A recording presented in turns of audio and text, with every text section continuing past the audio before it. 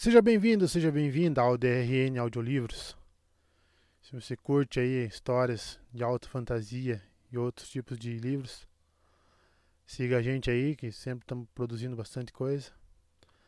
Deixe suas dicas para leituras futuras, mesmo que eu não traga imediatamente, em alguma hora eu vou trazer. Se tem alguma dica de melhoria também, deixe nos comentários que a gente sempre tenta te seguir. E que 2023 seja um ano melhor para todos nós. Não esqueça de curtir e deixar o like para dar uma força pra gente no canal também aí. E vamos mergulhar nas nossas aventuras. 15. Perdido nas areias ofuscantes, Kratos não tinha ideia do caminho a seguir. Seus olhos lacrimejavam com tanta força que ele poderia estar nadando no mar, se não fossem os grãos na boca e a forma como a poeira enchia seu nariz. Kratos inclinou a cabeça para baixo e caminhou com dificuldade para a frente. Ele estava ciente de que havia um número infinito de direções erradas e apenas uma era certa. Ele esperava pelo melhor. Ele não tinha como saber se havia mesmo uma direção certa para andar. O oráculo tinha convocado as visões que assombravam seus pesadelos. A náusea do que ela viu em sua cabeça estava escrita de forma legível em seu rosto adorável. Kratos achou muito fácil imaginar que ela pode ter decidido que um homem tão corrupto e mau quanto ele devia ser retirado da companhia da humanidade. Ela podia tê-lo enviado a esse terrível deserto para morrer. Pior, ela pode tê-lo enviado a esse terrível deserto para não morrer. Ele ouvirá contos sobre os castigos dos titãs no Tártaro. Esse deserto sem fim, as rajadas infinitas de areia, o calor sem fim e a sede infinita pareceram muito semelhantes a tais lendas. Ele amaldiçoou os deuses em sua caminhada longa e penosa. Depois incluiu seus oráculos. Se houvesse uma brecha na tempestade de areia através da qual pudesse vislumbrar o sol, ele poderia ter medido a passagem do tempo. Ou pelo menos, podia ter descoberto se o tempo, de fato, passava nesse terrível lugar, ou se esse havia se tornado seu destino eterno. Como estava, tudo o que ele conhecia era o calor crescente e o vento sempre presente, carregado de areia ofuscante. Acima do uivo do vento veio um lamento estridente. Ele alcançou as lâminas, mas não as sacou. Girando lentamente, mirou na direção do som e avançou com cautela. Ares podia ter colocado uma centena de armadilhas em uma tempestade. Pior, Kratos sabia que ele poderia ser atraído para longe de seu verdadeiro destino. Sua única esperança era determinar a direção do som e descobrir a sua origem. O som era o primeiro indício de que havia outra coisa que não a sua própria alma pesarosa caminhando em meio à tempestade. Uma luz brilhante piscou uma vez, duas vezes, então brilhou para rivalizar com o sol. Seu passo se alongou. O que quer que estivesse à frente tinha de ser melhor do que tropeçar cegamente através do deserto. Ao se aproximar, viu que os dois faróis eram os olhos de uma estátua de Atena. Atena, ele disse com raiva, olhando para os olhos cinzentos da deusa. Ele se sentiu abandonado e ela havia sido apenas a mais recente do panteão olímpico que usou, somente para descartá-lo depois. Por que você me trouxe aqui? A estátua falou. Kratos, a viagem à frente é perigosa, mas você deve completá-la para ter alguma esperança de salvar Atenas. O oráculo falou da caixa de Pandora. Pode ser real? A caixa existe. É a arma mais poderosa que um mortal pode empunhar. Posso derrotar Ares com ela?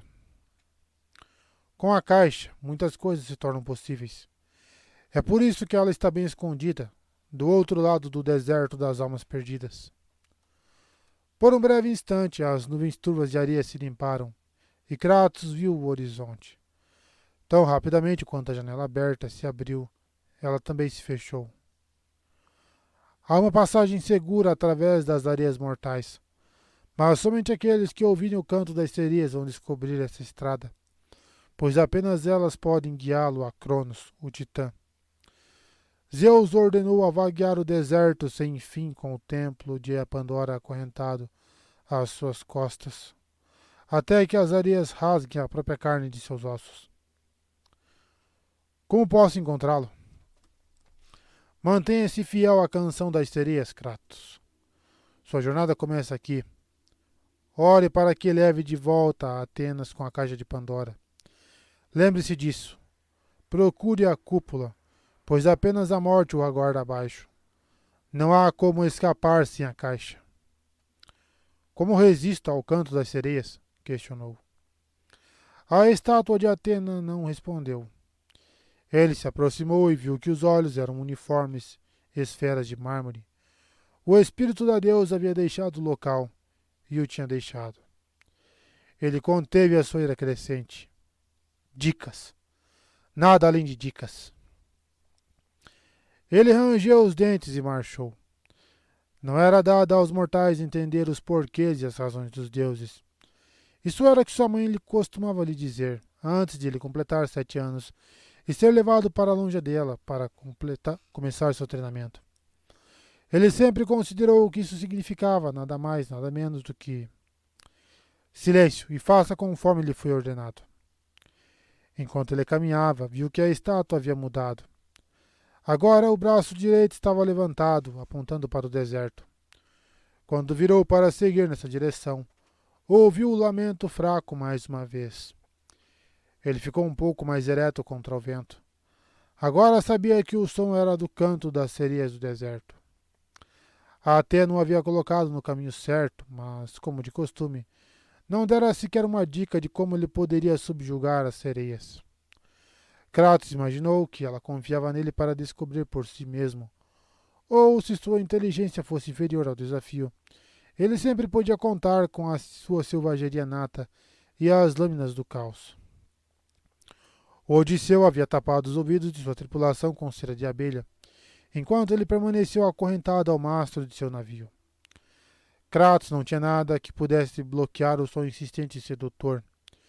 Mesmo a essa distância, ele sentiu seu coração acelerar e seu corpo responder ao apelo do seu chamado. Se sucumbisse, ele seria o jantar. À medida que caminhava, Kratos espalmava as mãos sobre os ouvidos, esperando abafar a canção traiçoeira. O que falhou. Ele se viu andando mais rápido, caçando as criaturas através da tempestade de areia, querendo-as como nunca quisera nada antes.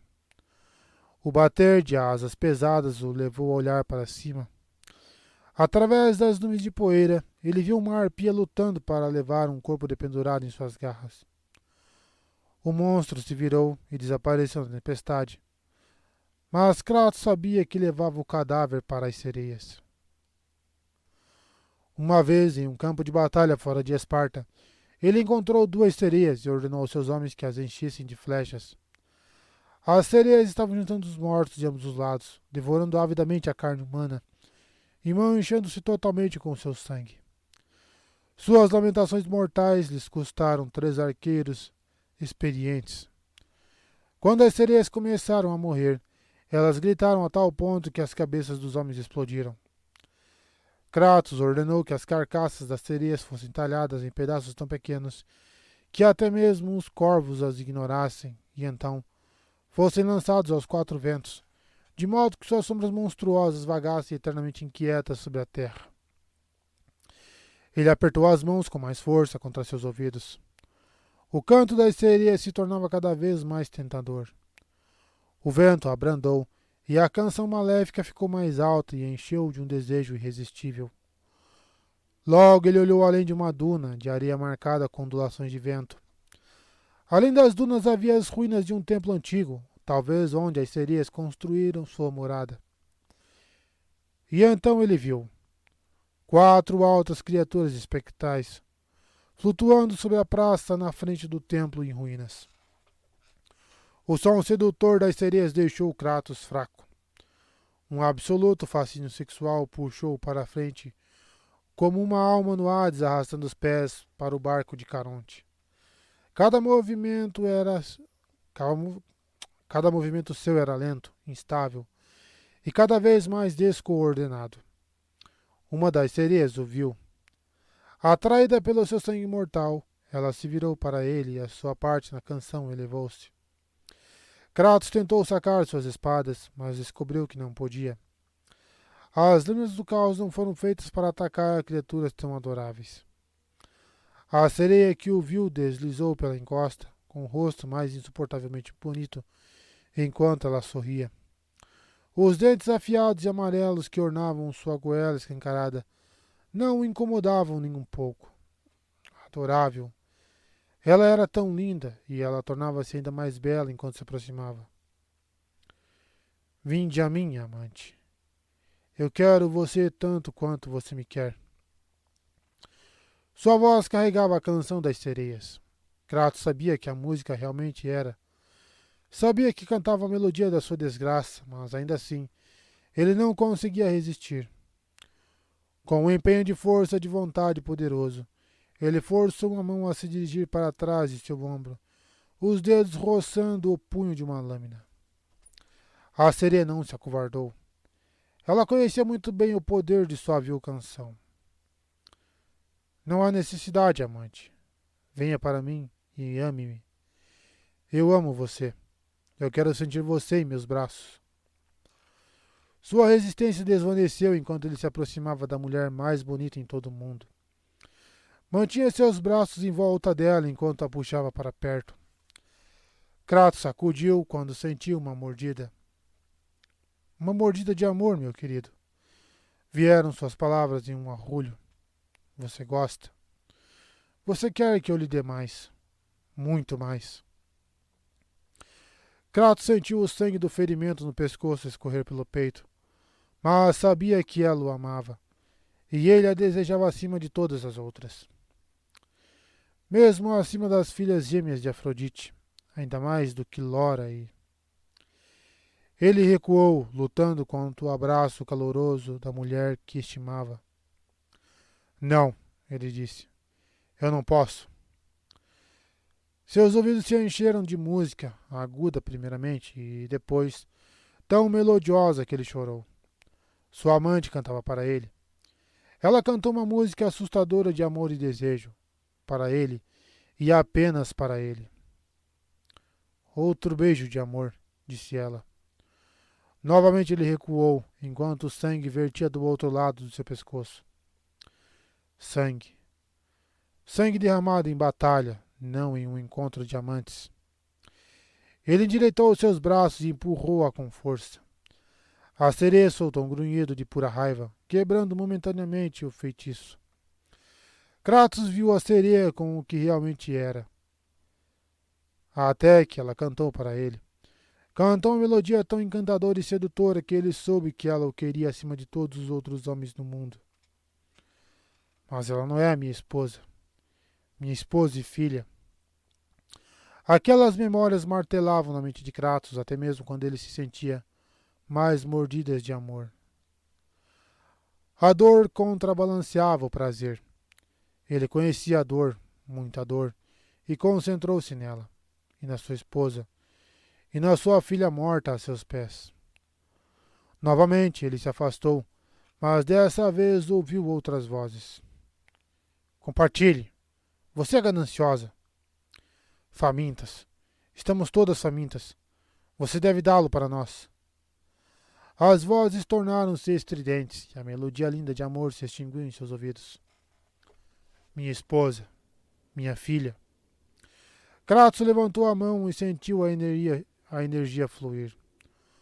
O relâmpago de Zeus se formou, mas contra sua amante adorável e carinhosa, ele não podia.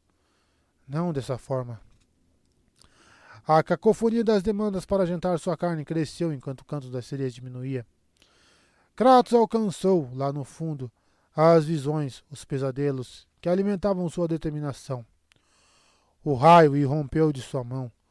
Uma força maior do que qualquer coisa que ele já tivesse sentido o levantou e a atirou no ar, girando, rodando e caindo. Ele caiu na areia atordoado. Quando olhou para cima, viu sereias espalhadas, sem vida. Ele sacudiu-se e pôs-se de pé, ciente de que havia destruído apenas algumas das criaturas com o poder de Zeus. Outras 3 sereias correram em direção a ele. Kratos nunca vira criaturas tão adoráveis e amorosas, mas não caiu sob seu encanto. Em um instante ele entendeu o porquê. As sereias tinham começado a lutar por ele. Sua mão tocou seu pescoço e encontrou marcas de mordidas recentes sangrando livremente. Sua visão dos pesadelos lhe havia permitido quebrar o feitiço para lutar, e quando ele as explodiu com o relâmpago de Zeus, o trovão o deixou parcialmente surdo. Ele podia não ter a cera de abelha que Odisseu carregava, mas tinha um método improvisado, bloqueando temporariamente os chamados das sereias. Sua audição já estava retornando, no entanto. Tivera ele esperado muito tempo? Ele levantou a mão direita novamente, mas seu corpo o traiu. Sua mão tremia, sua carne rebelde, recusando-se a apanhar o relâmpago. As sereias o acalmaram e bajularam para que ele relaxasse e para que não usasse a sua arma. Elas o amavam. Elas o queriam mais do que qualquer outra coisa na vida. Uma reviravolta final de sua força de vontade curvou seus dedos de forma adequada, mas seu braço, enfraquecido, não conseguia mais segurar sua mão levantada. Ele caiu para o lado e o raio em suas mãos detonou a areia na frente dele, transformando-a em vidro. O trovão e as ondas de choque o empurraram. 2 passos para trás. 3. Ele lançou outro raio. Novamente veio a explosão. Mas dessa vez ele mal pôde ouvi-la. Bem, certo então. Ele não se ouviu dizer. Ele partiu para os monstros do deserto, com propósito, mas sem pressa. As sereias recuaram, trocando olhares que pareciam como um choro. Como pode esse mortal resistir ao nosso poder? De repente, as sereias ficaram incertas de que Kratos fosse humano de fato. Elas uivaram para ele, lançando suas vozes em várias harmonias. Um acorde poderia deixar um homem em chamas, outro poderia cegá-lo. Ainda um terceiro poderia fazer seu crânio explodir como uma castanha em uma fogueira. Kratos continuou andando. Ele não se preocupou em sacar as lâminas. As sereias espalharam-se para cercá-lo. Mas Kratos havia lidado com sereias antes. E essas, para infortúnio delas, nunca haviam lidado com Kratos. Elas não viram Kratos se mover com rapidez e não tinham ideia de quão rapidamente essas pernas poderosas poderiam dirigir seu corpo maciço. Ele permitiu que elas se aproximassem em torno dele, até julgar que estavam perto o suficiente. Então, com um rápido impulso de suas coxas fortes, pulou em uma das sereias como um tigre se lança sobre uma cabra.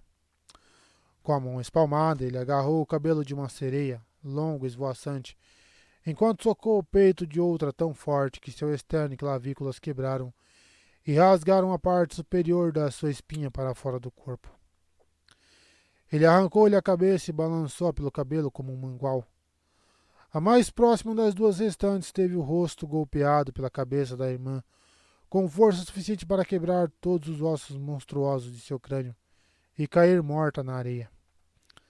A última sereia virou-se para fugir, mas Kratos, girando os restos da cabeça da primeira sereia, a atirou-a como um arremesso de martelo. A cabeça decepada bateu na sereia fugitiva entre as omoplatas forte o bastante para quebrar sua espinha. Os fragmentos de osso rasgaram seus pulmões, o que deu um fim a seu horrível grito. Kratos estava sob a sereia agonizante e não havia nada em seu rosto que se assemelhasse à piedade. Ele esmagou sua cabeça com um pisão de sua sandália. Ele apressou os passos rumo à estrutura destruída. Estranhamente, ainda que o lugar parecesse uma ruína, as escadas e os corredores estavam repletas de lâmpadas acesas, então não houve a menor dificuldade para enxergar o caminho. Ele seguiu a luz. E, finalmente, viu-se em meio à luz do dia novamente, em uma varanda vertiginosamente alta, olhando para a tempestade de areia interminável e furiosa do deserto das almas perdidas. Kratos fez uma pausa para examinar os brutos relevos esculpidos nas paredes de ambos os lados. Um desenho retratava deuses que apareciam diante de Patos Verdes III, ordenando-lhe que construísse um templo poderoso para abrigar a maior arma da terra ou do Olimpo. O outro mostrava o templo sendo acorrentado nas costas de Cronos, uma forma desrespeitosa de Zeus tratar seu próprio pai, mesmo que Cronos tivesse tentado comê-lo assim que o futuro rei nasceu. Acorrentado à pedra na ala mais distante da varanda estava um chifre maior do que todo o corpo de Kratos. Curiosos entalhes marcavam sua parte posterior. Pedras preciosas coroavam suas extremidades. Correntes pesadas prendiam o chifre no lugar, à borda da varanda. Kratos se dirigiu para a porta menor do enorme chifre, colocou os seus lábios nela e soprou. A explosão de um poderoso rugido saiu da extremidade oposta do chifre, afastando as areias turbulentas do deserto à frente de Kratos. De alguma forma, elas começaram a abrir caminho para ele. Longe, nessa nova estrada, ele vislumbrou uma outra estrutura, grandiosa e mais curiosa. Enquanto tentava compreendê-la em todos os detalhes, o templo poderoso começou a se mover em direção a ele. Kratos prendeu a respiração quando viu Cronos se arquear e fazer o templo de Pandora, acorrentado às suas costas, tremer e retumbar. Depois, o titã, de joelhos, se virou e passou perto da extremidade da sacada de onde Kratos assistia. Kratos não tinha tempo para pensar. Ele reagiu. A corrente pesada pendurada na lateral do titã passou por ele. Com um salto poderoso, Kratos se lançou para o ar. Seus dedos se fecharam sobre a corrente e então ele foi arremessado, quando Cronos mudou de direção e caiu de volta para as profundezas do mar de areia.